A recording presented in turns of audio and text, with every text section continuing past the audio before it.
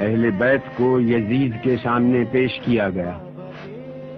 یہی وہ مقام ہے جہاں جناب زینب نے خطبہ ارشاد فرمایا تھا۔ یزید سے اہل بیت کا تعارف کروایا گیا۔ اس نے پوچھا، یہ کنیزوں کے حلقے میں کون مغرور عورت بیٹھی ہے؟ جواب ملا، یہ علی کی بڑی بیٹی رسول کی نواسی زینب کبریٰ ہے۔ دربار والوں نے اٹھ کر دیکھنا شروع کیا تو کنیزوں میں سے ایک کنیز نے کہا کہ تم لوگوں کو شرم نہیں آتی؟ اپنی گردنیں نیچی کرو۔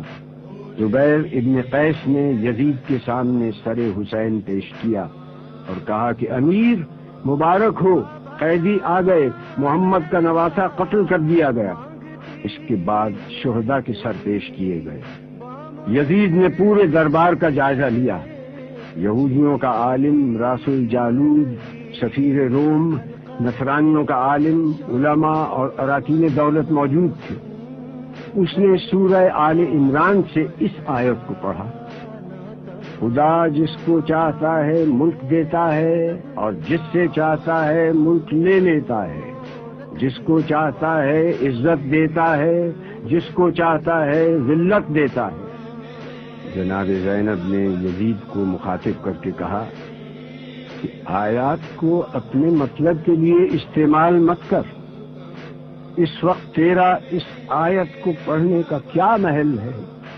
اس کے بعد آپ نے اپنا تاریخ ساز اور عہد آفرین خطبہ ارشاد فرمایا۔ شروع کرتی ہوں اللہ کے نام سے جو رحمان و رحیم ہے۔ ساری تعریف عالمین کے رب کے لیے ہے۔ میں ستم دیدہ سہی مگر تعریف تیرے لیے، میرا گھر تباہ سہی مگر ہم تیرے لیے، میرا خاندان کشتہ راہ وفا سہی مگر بندگی تیرے لیے، اور درود و سلام میرے نانا پر۔ آپ نے جیسے ہی خطبے کا آغاز کیا، دربار والوں نے پہچان لیا کہ جس بات کو چھپایا جا رہا تھا اب وہ بات آشکار ہو گئی۔ ہر طرف سرگوشیاں شروع ہو گئی۔ ہاں، برا انجام ہے ان لوگوں کا جو اللہ کی آیتوں کی تکذیب کریں اور جو اللہ کی آیتوں کا مذاق اڑائیں۔ کیوں یزید، تو نے اللہ کے قول کو بھلا دیا؟ اللہ کا قول یہ ہے کہ کافر یہ گمان نہ کریں کہ ہم نے جو ان کو مہلت دی ہے وہ اس لیے دی ہے کہ ان کا زمانہ ہمیں پسند آیا ہے یا نہیں۔ یہ مہلت اس لیے ہے کہ وہ گناہ پر گناہ کیے جائیں تاکہ عذاب زیادہ ہو۔ کیا یزید تو گمان کرتا ہے کہ یہ ملک ہے نہیں، یہ مہلت ہے؟ کیا تو یہ سمجھتا ہے کہ تیری یہ حکومت ہے، تیرا اقتدار ہے اور ہمارے لیے کوئی راہ نہیں، اور تو نے ہم کو در بدر پھرا کر اپنے جبروت کا اعلان کیا؟ یہ غلط ہے۔ ہاں یزید، ایسا ہوا کہ ہم شہر بشہر پھرائے گئے، ہم کو لوگوں نے دیکھا کہ ہمارے سروں پر چادریں نہیں تھیں۔ یہ سچ ہے، مگر تم سے اور کیا توقع ہوتی جس کا گوشت پوست اگا ہے شہیدوں کے لہو کو پی کر؟ اور تو کیوں جلدی نہ کرتا ہماری شہادت پر؟ کیونکہ تیری نگاہ بغض، نگاہ عداوت ہمارے گھرانے پر لگی ہوئی تھی۔ اس کا لشکر کمزور ہے، یہ تو جان لے گا۔ میں دیکھ رہی ہوں کہ تو میرے خطبے کو روکنا چاہتا ہے، تو کسی اور کام میں مصروف ہے۔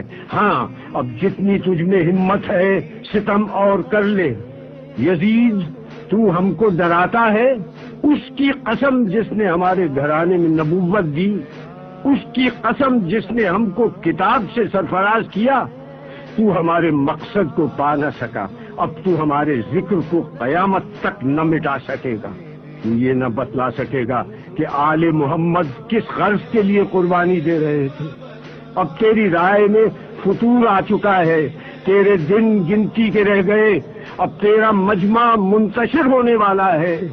تاریخ سے ثابت ہے کہ آپ کی یہ پیشین گوئی چند دن بعد ہی پوری ہو گئی، جب شام کے قید خانے میں حسین کی ایک بچی کا انتقال ہو گیا اور اراکین دولت شام یزید کے سامنے صف آرا ہو گئے اور شام میں بغاوت کا آغاز ہو گیا۔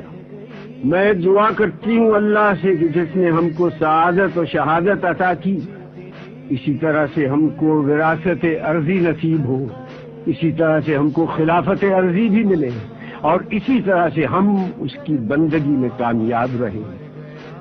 جناب زینب کا خطبہ اس آیت پر ختم ہوا جس کی ابتدا میں تلاوت کی گئی، جس کا ترجمہ ہے کہ اللہ ہی ہمارے لیے کافی ہے، وہی ہمارا سہارا ہے۔ سلام ہو خدا کی راہ میں جہاد کرنے والی پر، دین کے سب سے بڑے پیشوا کی سیادت مآب بیٹی پر، خدیجہ کبریٰ کی ابدی یادگار پر، علی مرتضیٰ کی دختر پر، فاطمہ زہرا کی زندگی کے جوہر پر، غریب الوطن پر، اسیر محن پر، آپ کی خدمت